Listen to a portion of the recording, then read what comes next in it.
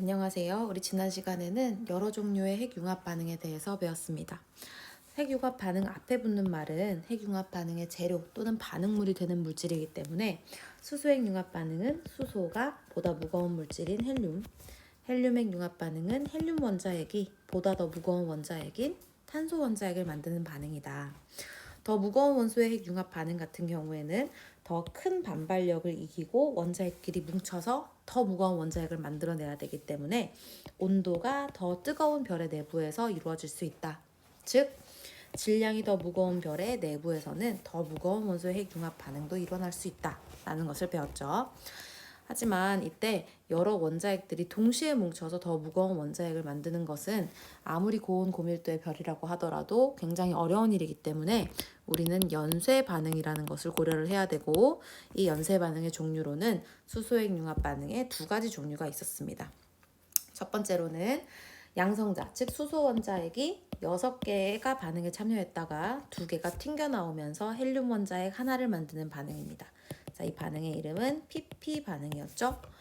자, 그 다음 하나, 둘, 셋, 4개의 수소 원자핵이 하나의 헬륨 원자핵을 만들어내지만 이 과정에서의 탄소, 질소, 산소는 모양을 바뀌면서 결국 계속 순환고리를 만들어 반응 중에 소모되지 않고 촉매 역할을 한다 라고 했던 CNO 순환 반응이 있었죠. 다음 헬륨핵 융합 반응의 종류로는 우리 하나를 배웠었는데요. 자, 우리 알파 입자라고 불리는 헬륨 원자핵 3개가 하나의 탄소 원자핵을 만드는 반응, 즉 3중 알파 반응이라는 것을 배웠습니다. 자, 정리하자면 수소가 연료가 되어서 주로 헬륨을 만드는 것은 1000만 켈빈 이상, 헬륨이 주로 탄소를 만드는 반응인 헬륨핵 융합 반응을 1억 켈빈 이상의 온도에서 일어나고, 이거보다 더 무거운 원소의 핵융합 반응은 더 높은 온도에서 일어날 수 있다. 즉, 질량이 무거운 별은 내부 온도가 아주 뜨겁기 때문에 중심부 온도가 높으면 높을수록 더 무거운 원소의 핵융합까지 가능하다라는 것을 배웠죠. 자, 오늘은 이 밤하늘에 있는 수많은 별을 어떻게 하면 효과적으로 분류하고 물리적인 특성을 비교 분석할 수 있을지에 대해서 고민한 그래프에 대한 내용입니다. 자, 그 유명한 HR도에 대해서 배워보도록 할 텐데요. 1911년 헤르츠 스프룬과 1913년 러셀이 제일 처음에 별의 분광형과 절대 등급 자료를 양축으로 하는 그래프를 그리면서 시작이 됩니다. 자, 다시요. X축의 별의 분광형, 다음에 Y축, 세로축에 별의 절대 등급 자료를 그려보려고 하는 거예요. 쉽게 얘기하면 별의 분광형은 별의 흡수선의 패턴을 가지고 우리가 나누는 거지만 별의 온도와 관련되어 있는 물리량이고, 절대 등급은 그 별 자체가 얼마나 밝은가를 양축에 놓고 그래프를 그려보고자 했던 겁니다. 자, 그럼 여러분 방금 얘기한 것처럼 분광형을 첫 번째로 쓸 수가 있다면 우리가 알고 있는 분광형 그대로 써볼까요? O, B, A, F, G, K, M 이런 식으로 별들의 분광형을 나눌 수가 있을 텐데, 이것은 사실은 우리가 표면 온도 순서대로 배치를 한 것이죠. 우리 중간고사 범위에서 배웠다시피 O형 별은 표면 온도가 매우 높은 별, 그다음에 M형 별로 오면 올수록 표면 온도가 낮은 별을 배치를 하게 됩니다. 자, 그러면 우리 표면 온도에 따라서 별은 어때 보이는가요? 네, 표면 온도는 색깔을 결정을 하는데요. 별의 색깔을 정량화한 것을 우리 색지수로 표현하기도 했었죠. 그래서 표면 온도와 색지수가 관련돼 있다는 사실로부터 가로축에 색지수도 쓸 수 있습니다. 색지수는 표면 온도가 높은 별일수록 작은 값을 갖기 때문에 왼쪽으로 오면 색지수 값은 음수, 작은 값을 갖게 되고, 오른쪽으로 오면 올수록 색지수 값은 양수 값을 갖게 될 겁니다. 자, 그때 A형 별은 약표면 온도가 만도로 색지수가 0으로 정의를 하면서 우리가 색지수, 양수, 음수 이렇게 X축도 쓸 수가 있다. 반면에 세로축은 절대 등급 대신에 우리가 어떤 물리량을 쓸 수 있을까요? 맞습니다. 절대 등급은 그 별 자체가 가지고 있는 광도, 얼마나 밝은 별인가, 이걸 가지고도 세로축에 쓸 수가 있을 거예요. 다만 직관적으로 이 HR도를 그리기 위해서는 그래프의 위쪽으로 올라갈수록 조금 더 밝은 별을 그리고 싶겠죠? 자, 그러면 위쪽에 밝은 별, 아래쪽에 어두운 별을 그리고 싶다면 절대 등급은 등급이기 때문에 거꾸로 값이 작아져야 되고, 아래쪽으로 올수록 절대 등급 값이 크도록 그래프를 그려야 될 거예요. 자, 그러면 이때 분광형과 절대 등급 자료를 양축으로 하고 우리가 관측할 수 있는 모든 별들을 여기다 찍어봤더니 온도가 높은 별도 있고 좀 밝은 별도 있고 온도가 낮은 별에 밝은 별, 어두운 별 모두가 이렇게 고르게 분포할 것 같았는데 생각보다 그러지 않더라는 거예요. 고르게 분포하지 않고 별들이 특정한 곳에만 모여 있다는 사실을 발견을 하게 됩니다. 자, 이렇게 그려봤을 때 별은 대부분 어떤 경향을 가지고 있었을까요?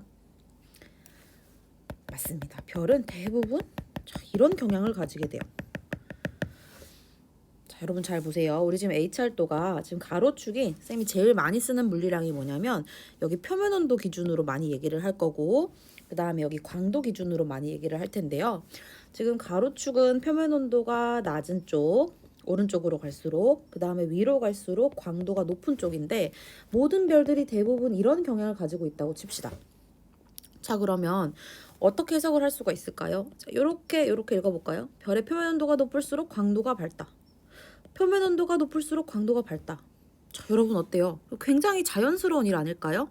왜냐하면 우리가 어떻게 배웠냐면 광도는 별의 표면적과 플럭스에 비례하기 때문입니다. 자, 쉽게 얘기하면 광도는 반지름의 제곱과 표면 온도의 4제곱에 비례하기 때문에 표면 온도가 높으면 높을수록 광도가 높은 건 자연스러운 현상이란 말이에요.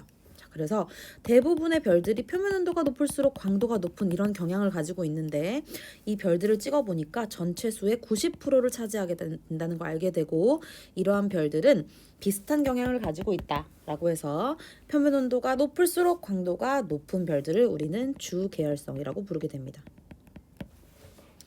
자, 여러분 이때 이 90%가 주계열성으로 발견이 된다는 건 어떤 걸 의미를 하는 걸까요? 맞아요. 우리가 지금 현재 사진을 딱 찍었을 때 90%의 숫자가 주계열성이라는 건 별 하나를 놓고 봤을 때 별이 자기 일생의 90%를 주계열성이란 단계에서 보낸다는 뜻이겠죠? 맞습니다. 그래서 90%의 수가 주계열성으로 관찰이 된다는 건 별이 일생의 90%를 주계열성 단계에서 보낸다는 걸 알 수가 있어요. 자, 결국 이 H활도는 별이 얼마나 오랫동안 주계열에 머물고 주계열을 떠나면서 다른 별의 상태로 진화를 하는 것까지 이해하는데 굉장히 중요한 그림이 되게 됩니다.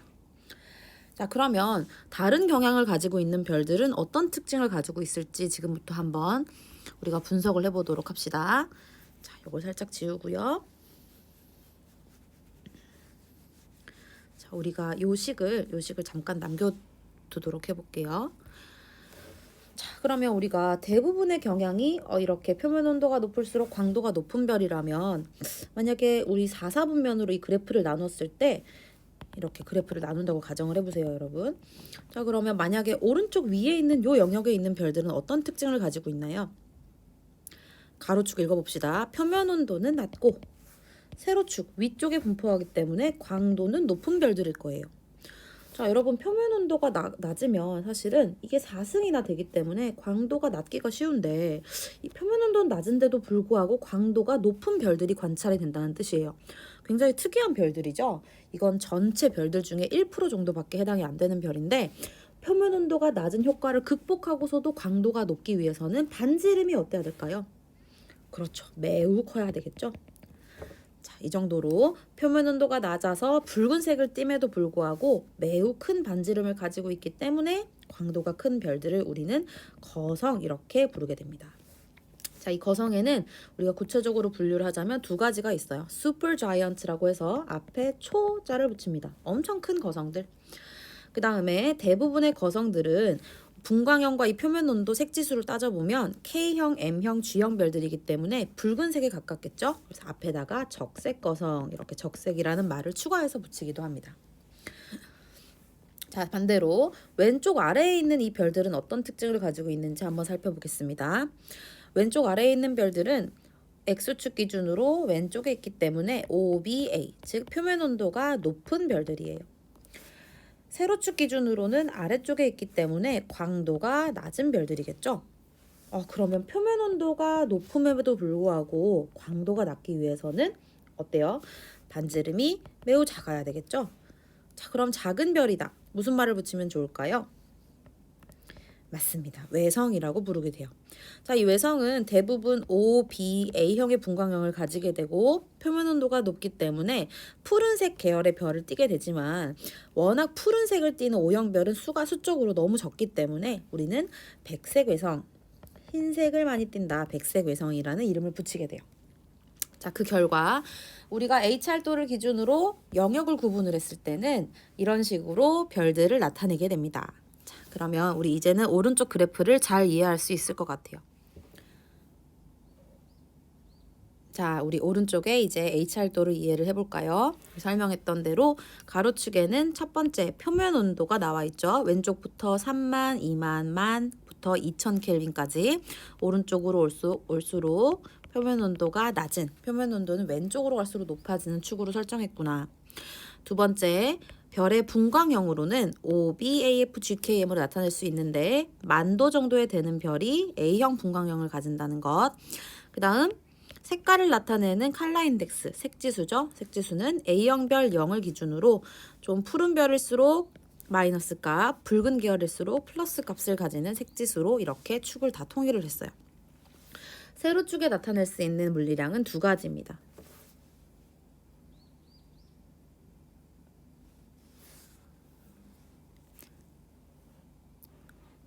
세로축에 나타낼 수 있는 물리량은 두 가지입니다. 첫 번째는 절대 등급이겠죠. 자, 등급이기 때문에 위로 올수록 밝은 별이라는 건 등급값이 작아진다는 걸 의미하고, 두 번째로는 태양 광도에 비해서 몇 배 밝은지 그 별의 광도를 이렇게 나타낼 수가 있습니다.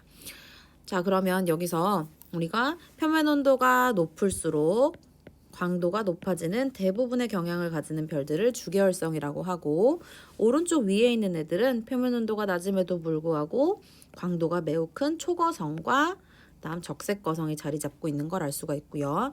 왼쪽 아래에는 표면 온도가 높지만 광도가 작은 어두운 백색 외성이 보입니다. 자, 여기서 한 가지 포인트를 한번 볼까요? 그럼 만약에 우리가 이 그래프에서 H활도상에서 오른쪽 위로 갔을 때 경향을 한번 읽어보자면 어떻게 될까요? 가로축 기준으로는 오른쪽으로 왔기 때문에 표면 온도가 낮아지고, 세로축 기준으로는 위로 올라왔기 때문에 광도가 높아지죠.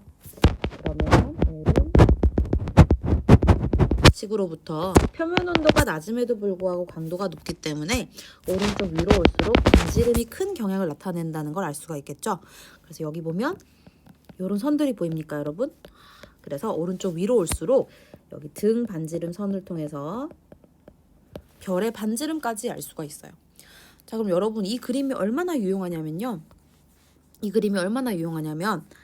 자, 만약에 아무 별을 관찰을 했어요. 그 별을 관측을 했을 때 별의 표면 온도를 알고 광도를 알아요. 그러면 그 별을 여기 찍어보는 겁니다. 그러면 그 별이 어떤 그룹에 속한다는 것만으로도 이 별이 어떤 경향을 가지고 있는지, 예를 들어 적색거성이다. 찍혔더니 여기네, 그럼 주계열성이다 라는 걸 알게 되는 거예요.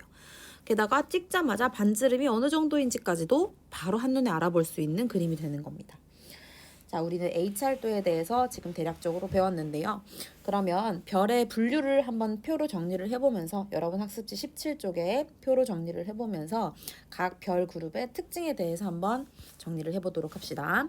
첫 번째, H활동상에서 왼쪽 위, 오른쪽 아래에 분포하는 대부분의 별들은 주계열성이라고 부르죠. 자, 주계열성은 여러분 머릿속에 이런 그림이 떠올라야 돼요. O형별로 갈수록 일단 표면 온도가 높기 때문에 푸른색 별이구나. M형별로 갈수록 붉은색 계열의 별이구나. 자, 이것 말고도 여러분 주계열성은 일단 표면 온도가 높을수록 광도가 크다는 게 우리 H활도상의 특징인데요. 이거 말고 우리가 파생해서 여러 가지 특징들을 더 추가를 해볼 수가 있어요. 자, 첫 번째로는 우리가 중간고사 범위에서 뭘 배웠냐면 주계열성인 경우에 질량 광도 관계가 알려져 있다. 그래서 우리는 이 그래프를 통해서 광도를 관측을 하면 질량을 알아낼 수 있다. 우리가 이런 내용을 배웠죠. 여기서 선생님이 광도가 보통 주계열성의 3승 정도에 비례한다고 알고 있으면 되는데 이 값은 별의 내부 구조에 따라서 알파 값은 달라지기도 한다. 다음 이 질량이 태양 질량의 몇 배인지에 따라서 4라는 값을 쓰기도 하고 2점 얼마라는 값을 쓰기도 한다. 이렇게 얘기했었죠. 그러면 광도가 질량의 3승 정도에 비례한다는 것으로부터 표면 온도가 높은 별이면 별일수록 이쪽으로 올수록 광도도 커지지만 질량도 어떻다? 크다는 걸 알 수가 있겠죠. 또 하나, 자 여러분이 그림에서 보다시피 표면 온도가 높고 광도가 큰 별일수록 크기도 어떻습니까? 크기도 크죠. 자, 이건 사실은 우리가 이전 그래프로 넘어갔을 때 여기서 왼쪽 위로 올라오면 올라올수록 별이 왼쪽 위로 올라오면 올라올수록 표면 온도도 높고 광도도 커지는 별이지만 올라오면 올라올수록 등 반지름선 기준으로 한번 보세요. 0.1R 정도, 0.01R R선에서 시작해서 점점점 올라가면 올라갈수록 네, 별의 크기가 커진다는 것도 알 수가 있어요.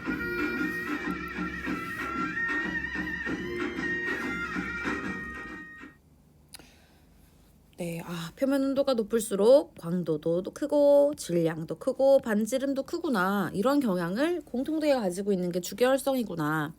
자, 하지만 여기서 여러분 한 가지 좀 특징적인 게 있어요. 자, 우리는 뭘 얘기할 거냐면 이 별의 수명을 얘기를 할 겁니다. 주계열성의 수명이란 주계열성은 여기에 내부의 핵에서 아주 뜨거운 온도 1000만 켈빈에 도달한 이 구역에서 수소 핵 융합 반응이 일어나고 있는 별들인데요. 이 반응을 얼마나 오랫동안 지속을 하면서 주계열 단계에 머무를 수 있는가를 의미를 하기 때문에 이 수명은 우리 지난 시간에 구했던 태양의 수명과 똑같이 생각하면 돼요. 우리 주계열에 머무르는 시간은 우리가 가지고 있는 수소라는 연료 총 질량을 어떤 효율, 광도로 태우는가 이렇게 나눠서 계산을 했었죠.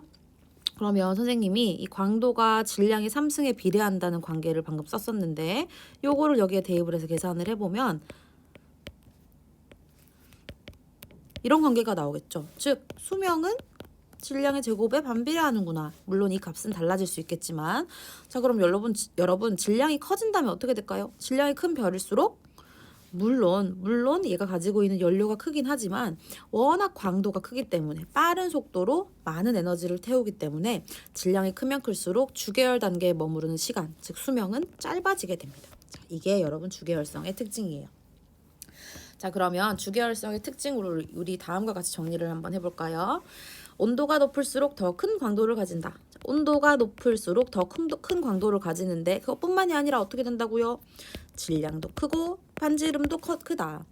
하지만 질량이 큼에도 불구하고 광도가 워낙 크기 때문에 주계열에 머무르는 시간, 즉 수명은 표면 온도가 높고 질량이 큰 별일수록 짧아진다. 자, 이 포인트를 꼭 기억을 해두세요.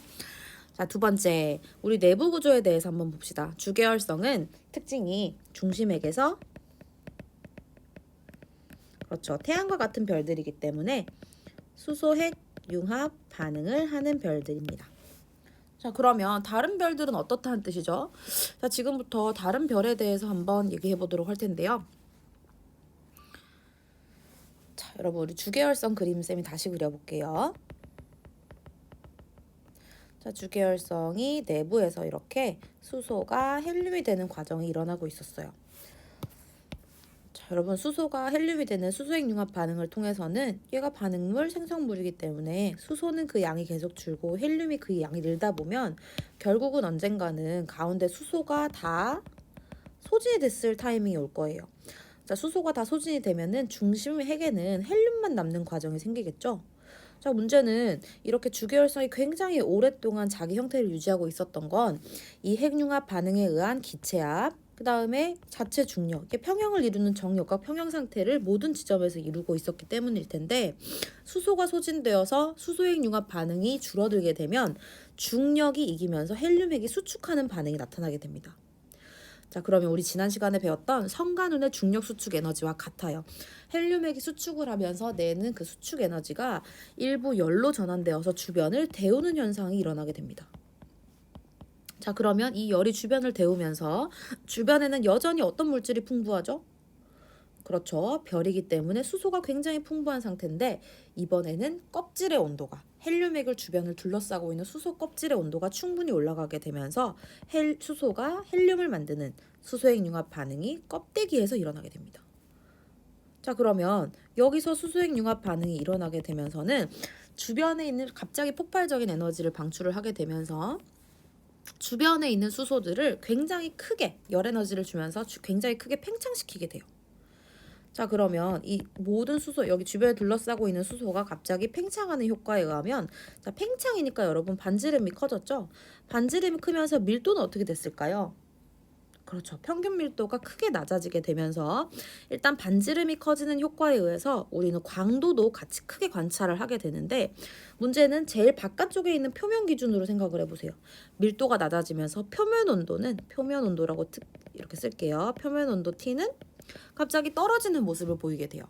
자, 그럼 이 과정에서 우리가 봤을 때 우리가 관측적으로 볼 수 있는 가장 특징적인 것만 한번 뽑아보자면, 반지름이 커지면서 광도는 커지고 표면 온도가 떨어졌다. 자, 그러면 H활도상에서는 어디로 이동하게 되는 걸까요?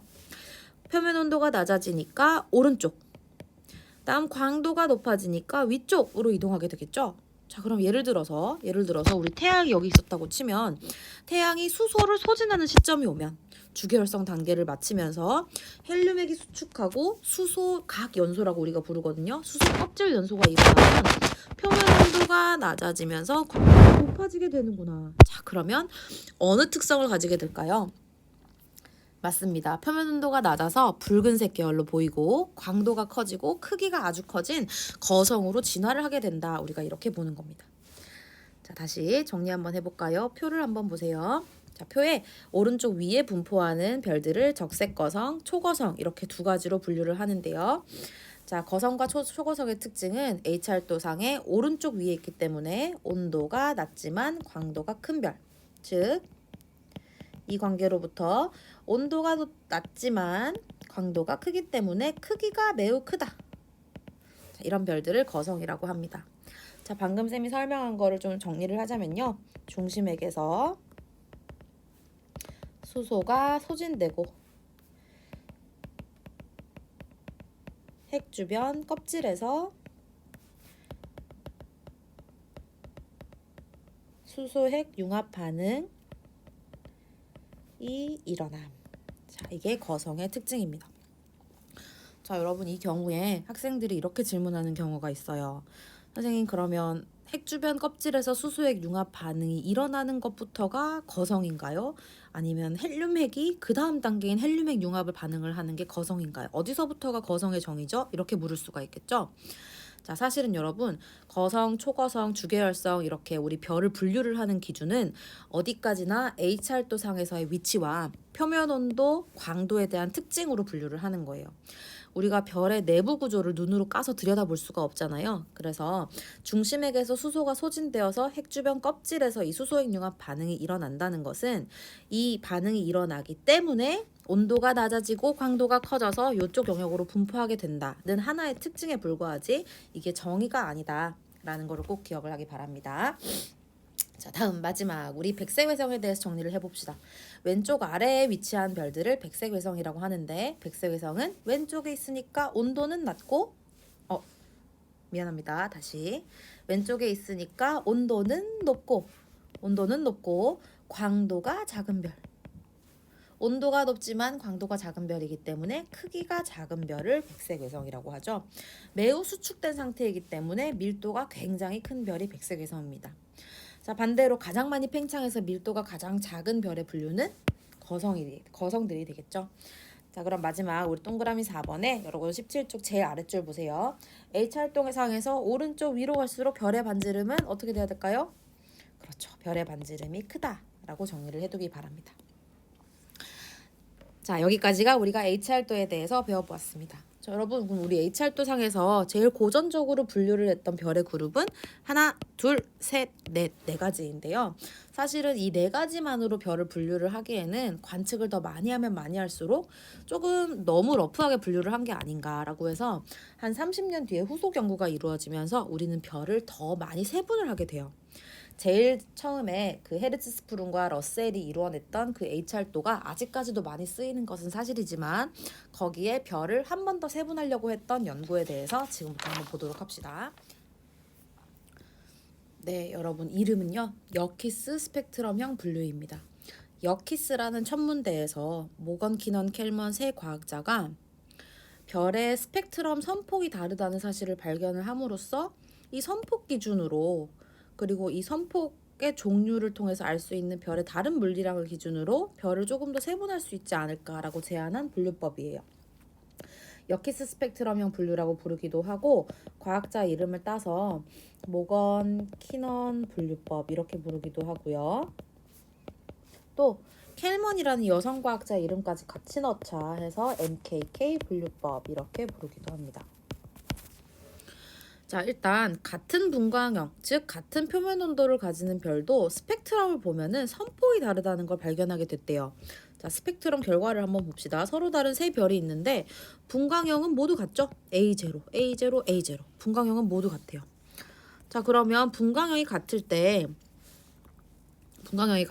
표면도가 같기 때문에 얘네들은 스펙트럼을 봤을 때 얘가 가지고 있는 흡수선의 종류는 같은 것 같아요. 그 흡수선의 종류는 위치는 다 같은데 문제는 뭐가 다르냐면 선폭이 다르죠. 자, 제일 아래쪽에 있는 별은 선폭이 좀 두껍고 제일 위에 있는 별은 선폭이 날카롭죠. 자, 이걸 봤더니 뭐랑 관계가 되어 있었냐면 광도랑 관계가 있었어요. 그래서 선폭이 좁은 것일수록 밝은 별이라는 거를 알게 됩니다. 자, 그러면 광도를 기준으로 계급을 나누자라고 했기 때문에 우리가 광도 계급이라고 이름을 붙이게 되는데 밝아서 선폭이 작은 별일수록 선폭이 얇은 별일수록 우리는 밝기 때문에 1번을 주고 그 다음 2번, 3번, 4번, 5번, 6번, 7번까지 해서 0부터 7까지 광도 계급을 분류를 하게 됩니다. 자, 그러면 우리가 알고 있는 H활도상에서 이게 어떻게 새로 반영될 수 있는지를 봅시다.